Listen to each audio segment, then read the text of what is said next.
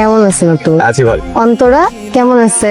মেনে নিচ্ছে সবাই? আরে প্রথম দিনই মেনে নিস, আর অন্তরাও ভালো আছে। আমার কথা বলে? ও বলে না আপনার কথা, হয়তো আরমানের কাছে বলে টলে হয়তো।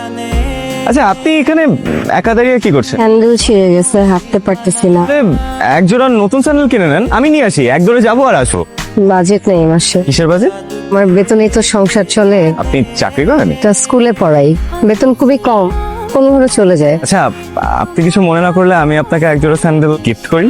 আপনাকে অনেক ধন্যবাদ, কথা বলে খুব ভালো লাগলো। আমি যাই, হ্যাঁ তাহলে। এই রিক্সা।